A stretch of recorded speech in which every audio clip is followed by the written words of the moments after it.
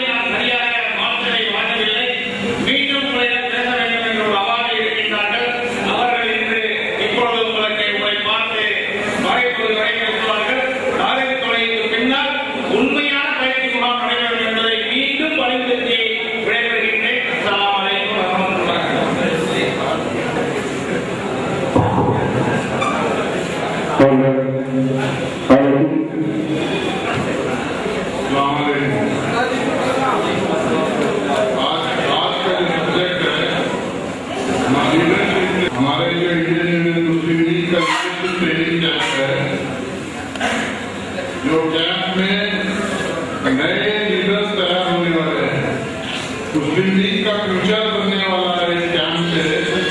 आज हमारे बीच में जो लीडर बैठे हुए हैं,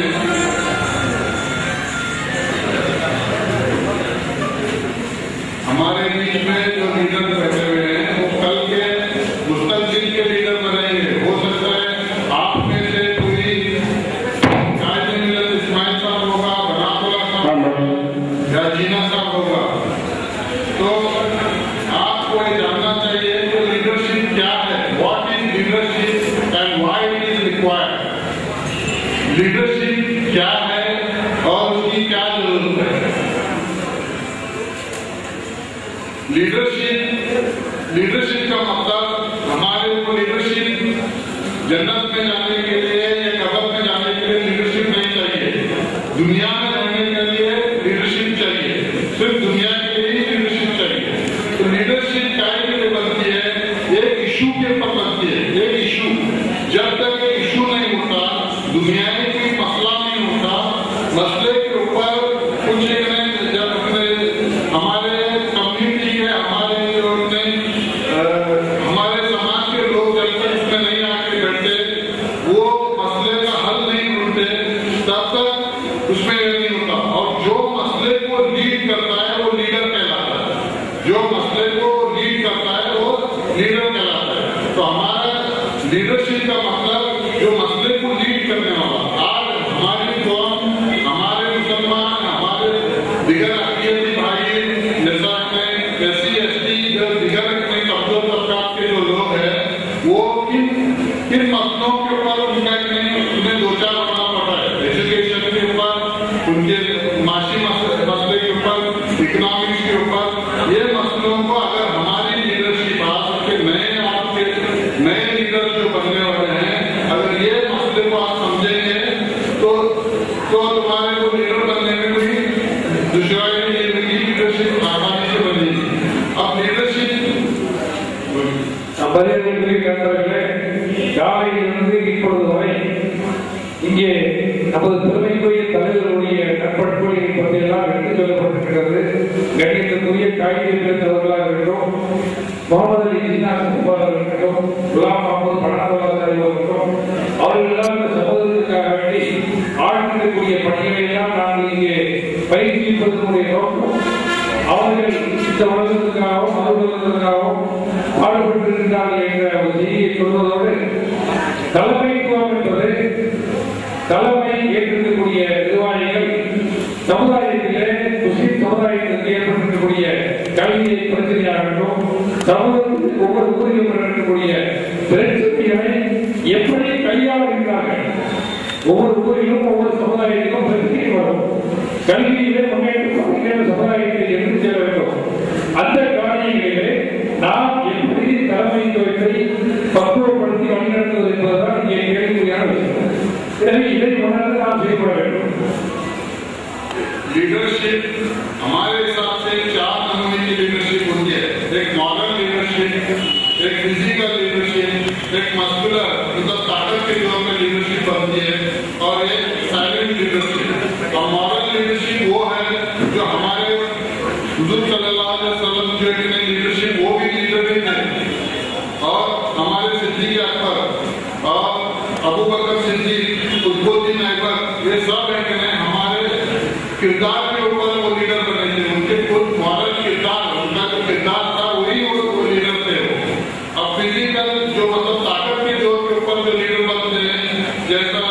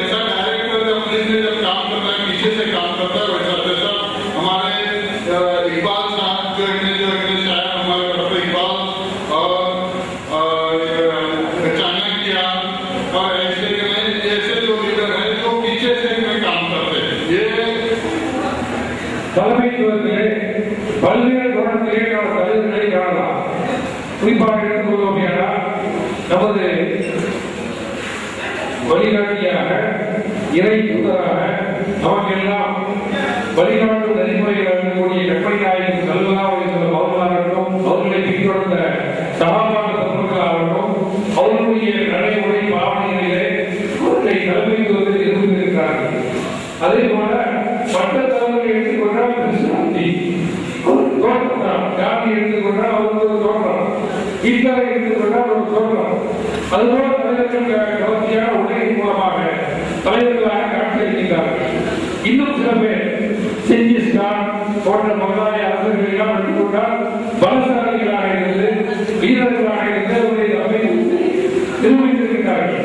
ஆனால் இந்திய முஸ்லிம்களுடைய தலைவர்களை எடுத்துக்கொண்டால் அமைதியான முறையிலே அரவணையினுடைய அடிப்படையில் நம்முடைய பணிகளை அமைதி புரட்சியிருக்கிறோம் என்றால் அந்த அடிப்படையில் அமைதியான வழியில் சமுதாயத்திற்கு செய்ய வேண்டிய காரியங்களை ஆற்றுவதால் நம்மளுடைய தலைவர் சிறப்பாகும்.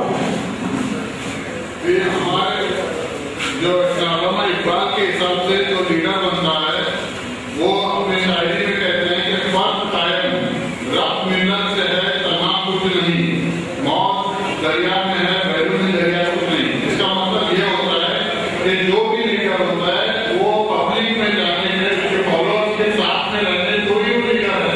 अगर वो फॉलोअर्स उसके हाथ में नहीं है तो लीडर नहीं है। जैसा दरिया में जब नाक होती है, जब वेव होती है तो वेव वो जब तक इतने डरावनी होती है, जब तक वेव जब डरना चाहिए तब तक वो दरिया में साइड पे आने के बाद साइड पे आने के बाद वेव को कुछ मतलब नहीं है। ये अल्लामा इकबाल का शेर है। அல்லாமா இக்பால் அவர்கள் சொல்வது போல நம்முடைய தலைமைத்துவம் என்பது வெள்ளத்தில் ஆதரவு இருக்குது இல்லையா, இல்லையா, அது போல தண்ணி வந்து போறது இல்லை. தலைமைத்துவம் என்பது தலைமைக்கு விற்பாக தொண்டர்கள் அணிவகுத்து தலைமையோடு கட்டியாக பணியாற்றுவதுதான் நம்முடைய தலைமைத்துவம் என்று அல்லாமா இக்பால் அவர்கள் சொல்லியிருக்கிறார்கள். उसके अलावा इमाम से दूसरा शेर ये है कि बदलते दौर के नमाज भी तुम ठहरे, किसी करिश्मे का और इंतजार मत करना। इसका मतलब ये है कि आप ही डॉक्टर है जो आज जो जमाना बदल रहा है, जो जमाना बदल रहा है। आज में कैपिटलिज्म खत्म हो रहा है, कम्युनिज्म खत्म हो रहा है और नासिज्म खत्म हो रहा है और सोशलिज्म खत्म हो रहा है। तो आज इस्लाम ही वो नजात का दरिया है, इस्लाम से ही पूरी दुनिया ये आने वाली। तो आप वो अलग बात होता है कि बदलते दौर के नफास क्यों ठहरे। नफास मतलब डॉक्टर। आज का जो चेंजिंग टाइम है, जो टाइम चेंज हो रहा है, ग्लोबल चेंज हो रहा है टाइम, उसके डॉक्टर हम हैं। और अब इंतजार मत करना मिराकल का इंतजार मत करना। அல்லாமா இக்பால் அவர்கள் சொல்வது போல நேரத்துக்கு தகுந்தால் போல காலத்துக்கு தகுந்தால் போல மாறுவர்கள் நம்மளுடைய தத்துவங்கள்.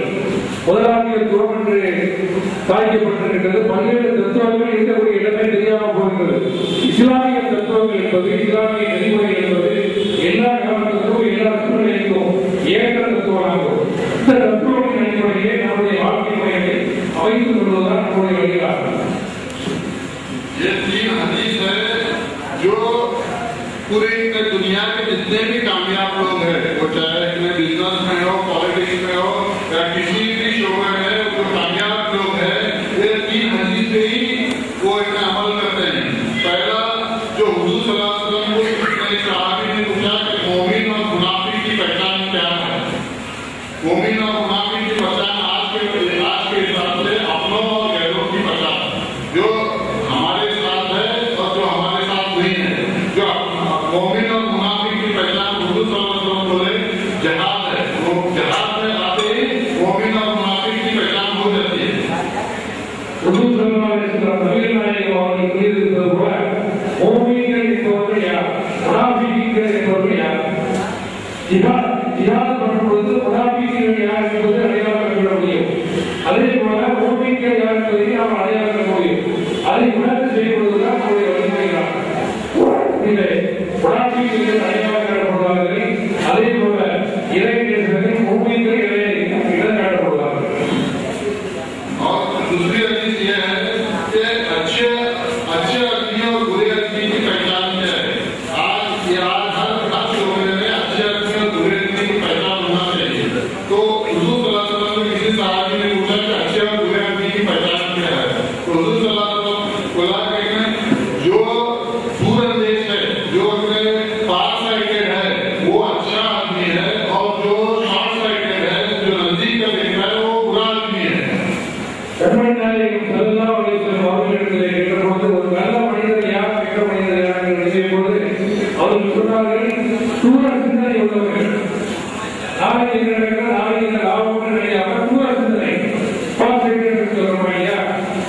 சிந்தனை உள்ளவர்கள் குற்ற மனிதர்கள். கெட்ட சிந்தனை உள்ளவர்கள் யார் என்று சொன்னால் குறுகிய மனப்பாட்டை. ஒரு காரியத்தை நடக்கும்போது எனக்கு என்ன கிடைக்கும், எனக்கு என்ன லாபம், இதை சுற்றி உள்ளவர்களுக்கு பயன் என்று சிந்திக்கப்படுவர்கள் தான் குறுகிய மனப்படைத்தவர்களாக கெட்ட எண்ணம் அடைந்தவர்களாக இருக்கிறார்கள்.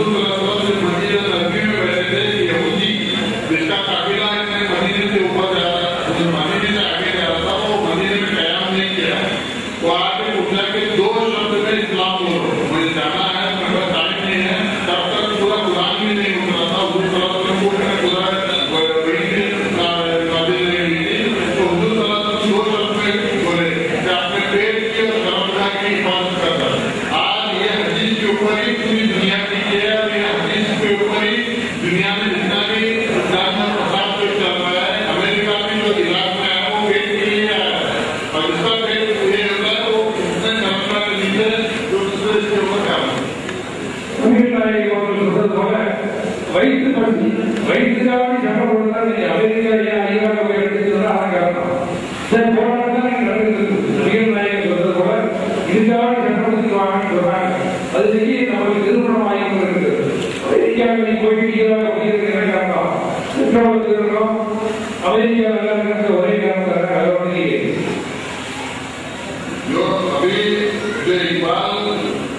डॉक्टर इकबाल जो है अल्लामा इकबाल जिससे जो मुस्लिम लीग के जो तामीर करने में उनका बहुत बड़ा हाथ है क्या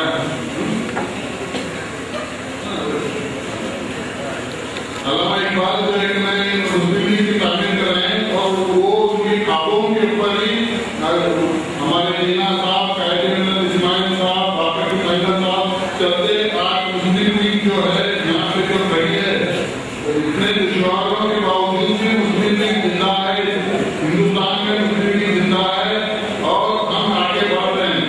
और इसी सिलसिले में आने वाले 16 जनवरी को हमारा नेशनल डेलीगेट कॉन्फ्रेंस में इंशाअल्लाह हम उम्मीद करते हैं कि आप सब बेंगलुरु में हमारे कर्नाटक के शहर में आप उसमें करेंगे। अस्सलाम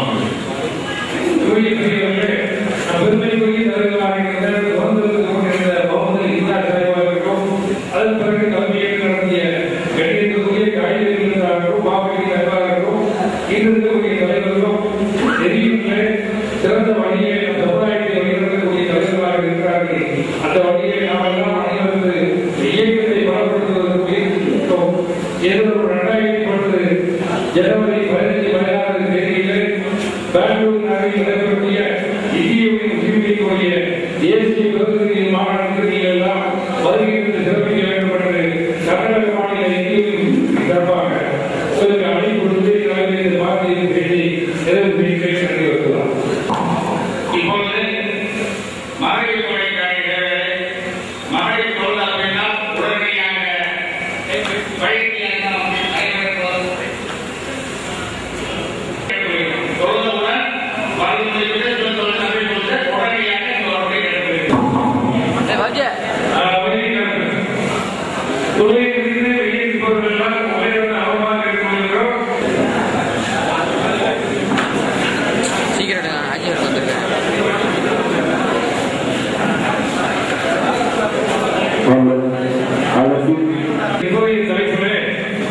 மூன்று தலைப்புகளிலே பேசியிருக்கிறார்கள். முதலாவதாக வரலாற்று சமாதானத்தை பற்றி மாநில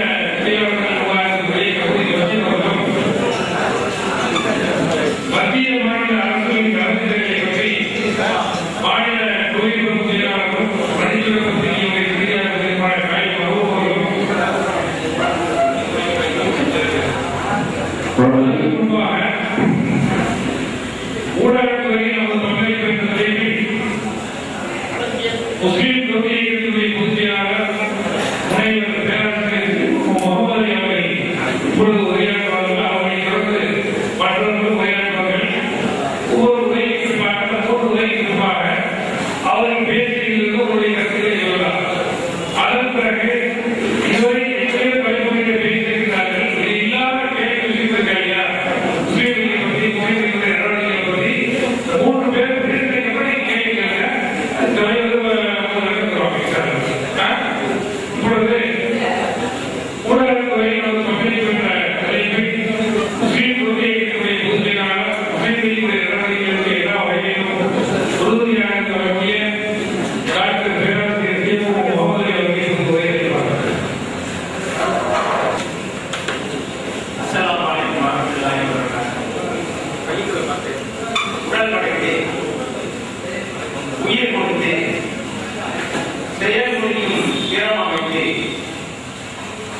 நமது இணைப்பின் மூலமாக இருப்பவனே, எல்லாம் அறிந்தவனே, அனைத்தையும் கலந்தவனே, எவரையும் விடாதவனே, எவராலும் பெறப்படாதவனே, ஏகனே, யா அல்லாஹ், உன் திருப்பெயரால் ஆன்ம நாயகனுடைய ஆர்மிக்கு இந்நிகழ்வுக்கு தலைமையாக நடத்தப்படுகிற நம்முடைய இந்திய முஸ்லிம்களுடைய அகில இந்திய உதவி செயலாளரும் தமிழ் மாநில தலைவருமான நம்முடைய பாதத்திற்கும் தேசத்திற்கும் மதிப்பிற்கும் மரியாதைக்குரிய பேராசிரியர் அவர்களே, ஆன்மீக பெரியவர், இந்திய முஸ்லிம்களுடைய தூண்களிலே ஒருவராக இடம் செயல்பட்டுக் கொண்டிருக்கிற கோவை ஜலிலாத்தியார் அவர்களே, நம்முடைய எழுத்தாளர்களிலேயே உள்ளவர், பிறந்த முதற்கொண்டு இன்றைய நிலை வரைக்கும் அச்சிலமுறை மொழியே ஏற்றி தன்னுடைய வாழ்க்கையை நடாத்திக் கொண்டிருக்கிற எங்கள் ஆர்மீக பெரியவர் எழுத்தரசு ஏ. மணி சாஹிப் அவர்களே, தஞ்சை மாவட்ட சாயசபையுடைய தலைவர் குலாம் சாஹிப் அவர்களே, தமிழ் மாநில பொதுச் செயலாளர் அருமை சகோதரர் காயல் அபுபக்கர் சாஹிப் அவர்களே, சாயசபையுடைய அலுவலர்களிலே தன்னை முழுமையாக அர்ப்பணித்துக் கொண்டு மணிப்புரர் நாளைக்குடைய பொறுப்புதனை உயர்ந்து திறம்பட செயலாற்றிக் கொண்டிருக்கிற அருமை சகோதரர் காயல் அவர்களே, எங்கெங்கு நானும் அங்கிருந்து நான் இருப்பேன் என்பதை போல தாய்மொழியுடைய நிகழ்வுகளிலே பங்கேற்று தாய்மொழிக்காக அன்றாட உழைப்பதில் அருமை சகோதரர் மற்றும் மாவட்ட நிர்வாகிகளே, தமிழ்நாடு முஸ்லிம் இயக்கத்துடைய மாநில துணைச் செயலாளர் மதிப்புக்குரிய சகோதரர் பி. அப்துல் ரஹ்மான் சாஹிப் அவர்களே, பாபநாசம் மண்டல ஒருங்கிணைப்பாளர் சகோதரர் ராஜாமணியன் அவர்களே, தஞ்சை மாவட்ட பொறுப்பாளர் பேராசிரியர் டி.ஏ.எம். ஹபீப் முகமது சாஹிப் அவர்களே, இந்த முகாமிலே பங்கேற்க வந்திருக்கிற இளைய சிங்கங்களே, உங்கள் அனைவருக்கும் என்னுடைய அன்பினை முதற்கண் கவனிக்க கடமைப்பட்டிருக்கிறேன். ஊடக துறையிலே முஸ்லிம்களுடைய பங்கு என்கிற தலைப்பினை அருமை சகோதரர் காயல் மஹபூப் அவர்களுக்கு தந்தபோது மகிழ்ச்சியாக இருக்கிறது. இதுவரை ஜமாத்துடைய ஒருங்கிணைப்பை பற்றியும், மக்கள் தொகை கணக்கெடுப்பை பற்றியும், கல்வியுடைய மேம்பாட்டினை பற்றியும், வேலைவாய்ப்புடைய முன்னேற்றத்தை பற்றியுமே பல்வேறு நிகழ்வுகளிலே கலந்து கருத்துக்களை வழங்கியிருக்கிற ஊடக துறையை இன்றைக்கு ஈடுபடுத்தி அதன் சார்பாகவும் சில செய்திகளை உங்களுக்கு வழங்குவதற்கு படித்த அவர்களுக்கும் இத்தகைய ஒரு நல்லதொரு வாய்ப்பை வழங்கிய என்னுடைய நன்றியை சமர்ப்பிக்க நான் கொண்டிருக்கிறேன். அருமை சகோதரர்களே, ஒரு சமுதாயத்தினுடைய உயர்வு என்பது, ஒரு மொழியினுடைய வளர்ச்சி என்பது, ஒரு இலக்கியத்தினுடைய செழுமை என்பது, ஒரு வரலாற்றினுடைய சீர்மை என்பது எதிரே இருக்கிறது என்று சொன்னால் ஊடகத்துறையின் மூலமாக சாதிக்கிறது. ஒரு சமுதாயத்தினுடைய உயர்வுக்கு, ஒரு மொழியினுடைய வளர்ச்சிக்கு, ஒரு இனத்தினுடைய வளர்ச்சிக்கு, ஒரு இலக்கியத்தினுடைய செழுமைக்கு, வரலாற்று சீர்மைக்கு உதவுவது எது என்று சொன்னால் ஊடகத்துறையால், குறிப்பாக இதழ்கள் தான். பெருமானார் ஸல்லல்லாஹு அலைஹி வஸல்லம் அவர்கள் சொன்னார்கள் அல்லவா, எண்ணிலிருந்து ஒரு வசனத்தையாவது நீங்கள் பரப்புங்கள் என்று சொன்னார்கள் இல்லையா? அதற்கு அடிப்படையிலே தான் இஸ்லாமிய ஊடகத்துறை இன்றைக்கு செயல்பட்டுக் கொண்டிருப்பதுதான் நமக்கெல்லாம் மகிழ்ச்சியை தருகிறது. நம்முடைய ஊடகத்துறையை பொறுத்தவரை தமிழகத்திலே தமிழ் அச்சு என்பது எப்பொழுது தொடங்கியது என்று சொன்னால், முதலாக 16ஆம் நூற்றாண்டிலே தமிழிலே அச்சு என்பதை தொடங்கினார்.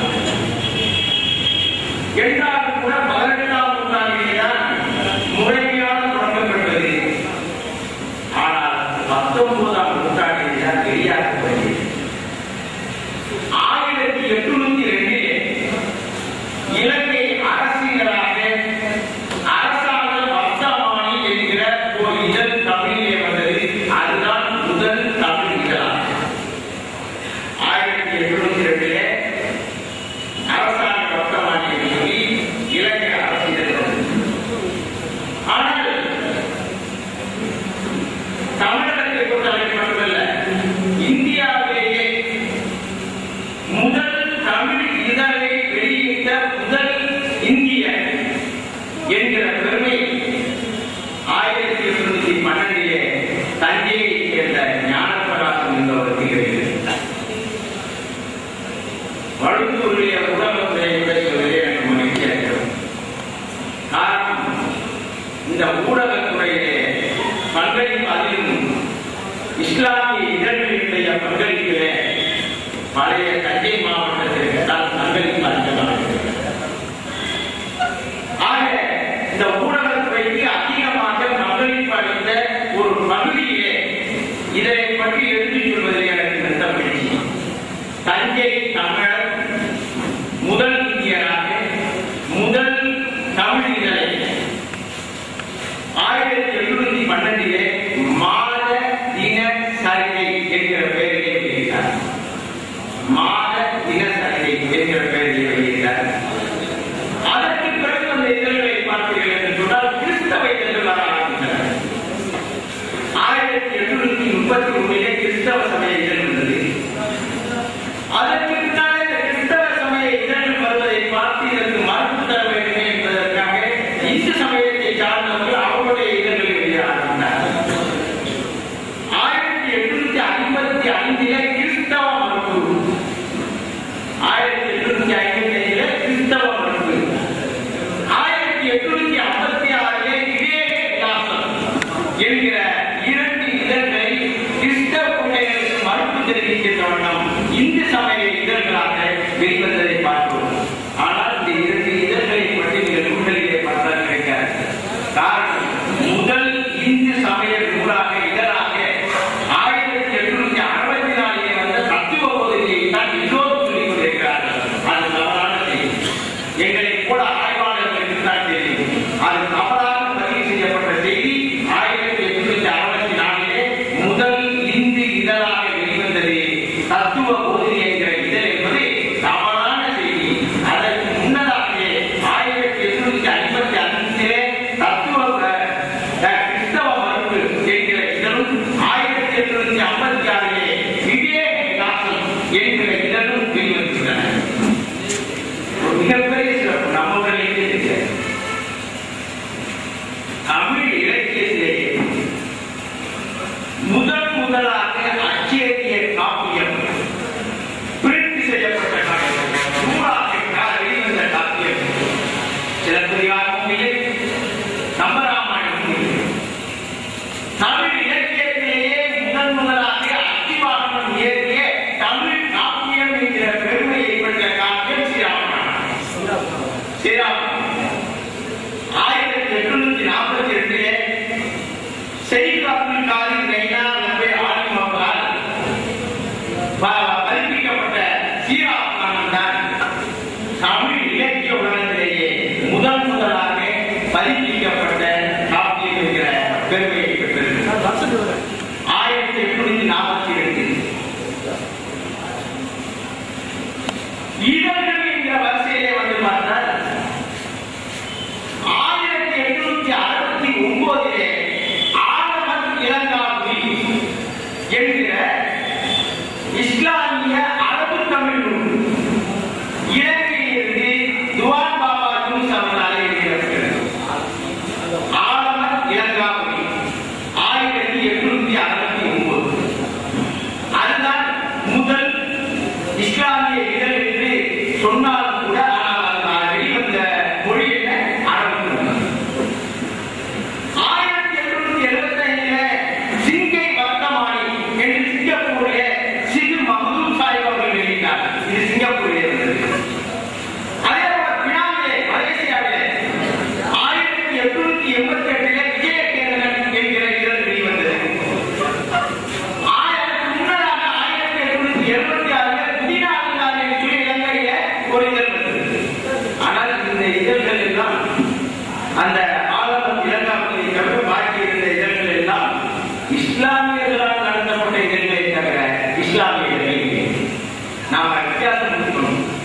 இஸ்லாமியர்கள் நடத்துகிற இதழ் என்பது வேறு, இஸ்லாமிய இதழ் என்பது வேறு. ஏனென்று சொன்னால் சென்னையிலே கருசாக இருப்பவர் சினிமாவை விட்டு ஒரு இதழ் நடத்தினார். அதை இஸ்லாமிய இதழ் என்று சொல்ல முடியுமா? நம்முடைய பாவநாசத்தை சேர்ந்த புலவர் ஹுசேன் அவர்களே 4 பட்டம் என்கிற சினிமா இதழை நடத்தினார். ஏற்றுக்கொள்ள முடியுமா? அதனால இஸ்லாமியர்கள் இதழ்கள் வேறு, இஸ்லாமிய இதழ்கள் வேறு. அப்படி பார்த்தால் முதலாக வெளியாகிய இஸ்லாமிய தமிழ் இதழ் எது என்று சொன்னால் 1883 இலங்கையில் வெளியான முஸ்லிம் நேசன் என்று 1883 இலங்கையில் இருந்து வெளிவந்த அது முக்கா சித்திரங்கள் அவர் வெளியிட்டது. அவர் யாரு சொன்னா முதலாக இஸ்லாமிய தமிழ் நாவலை தந்த அசந்தே சரித்திரத்தை எழுதிய சித்திரங்கள் புலவர்கள் முஸ்லிம் நேசன் என்கிற பத்திரிகையை 1883 கொண்டு வந்தார். 1883 முஸ்லிம் நேசன், ஆசிரியர் மூகா சித்திரப்பை. நம்ம சித்திரப்பை யார் என்று சொன்னால் 1885 இஸ்லாமிய தமிழ் இலக்கிய உலகிலே முதலான ஒரு நாவலை புதினத்தை அசந்திய சரித்திரத்தை எழுதியவர் ஆவார்.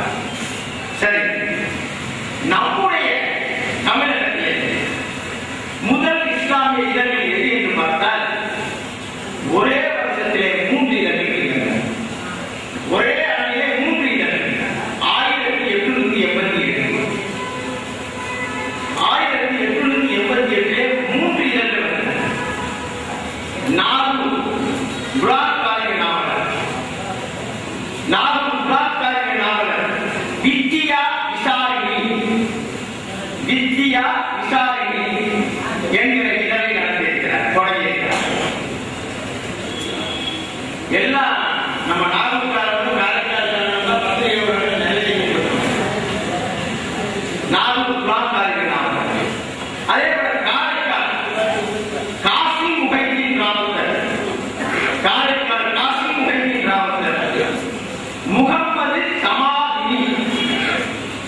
முகம்மது சமாதினி பத்திரிகையுடைய பெயர் முகம்மது சமாதினி. அப்ப சென்னையிலிருந்து முகமது யூசுப் என்பவர் ஷம்சுல் ஈமான் என்கிற பத்திரிகை. இந்த 3 பத்திரிகைகளும் ஒரே ஆண்டிலே வெளிவந்தது. அந்த இதழ்கள் தொடங்கி 1888 நாகூர் பிளாக் காலிக நாவலரும் காரைக்கால் காசி முஹைதீன் ராவுத்தரும் சென்னை முகமது யூசுஃபும் தொடங்கி வைத்த நிலையில அதற்கு பிறகு நாமெல்லாம் பெருமிதம் அடைகிறார்கள், பேர்போக்கு அடைகிற வகையிலே இந்த சின்னஞ்சிறு சமுதாயத்தில் பெண்ணம்பெரிய அளவிலே 600 பத்திரிகைகள் இருக்கு. 1-2 பத்திரிகைகள் அல்ல, 600 பத்திரிகைகள் இருக்கு. அதிலும் குறிப்பாக நம்முடைய நாடு இந்திய சுதந்திரம் பெறுகிற நாடு பெற்ற போது 1947 ஆகஸ்ட் 15க்கு முன்னதாக இருக்கிற 5 ஆண்டுகள் இஸ்லாமிய பத்திரிகைகளின் சாதனை காலம். காரைக்கால் இந்த பத்திரிகைகள் இருந்திருக்கிறது என்று சொன்னால் இந்திய சுதந்திரத்திற்காக நம்முடைய இஸ்லாமிய ஊடகங்கள் தாங்கள் செய்திருக்கிற அந்த தியாகங்கள், அவர்கள் படைத்திருக்கிற சாதனைகள் என்று பட்டியலில் பார்ப்போம் என்று சொன்னால் அதை கொஞ்சம் அவற்றை எல்லாம் எனக்கு கொடுக்கப்பட்டிருக்கிற நேரத்துக்குள்ளே விவரிக்க முடியாததாலே சுருக்கமாக வைத்திருக்கிறேன். எந்த அளவுக்கு என்று சொன்னால் 1940களிலேயே திருச்சியிலே நம்முடைய நாடகமான காஜாமியம் புரவலராக இருக்க சமரசம் என்கிற திணை நாடகத்தில் வந்தது. 40களிலே அந்த 37, 38, 39, 40 1937 அதே சமரசம் மாறுகிறதாக இருந்தது. 1937 மாறுகிற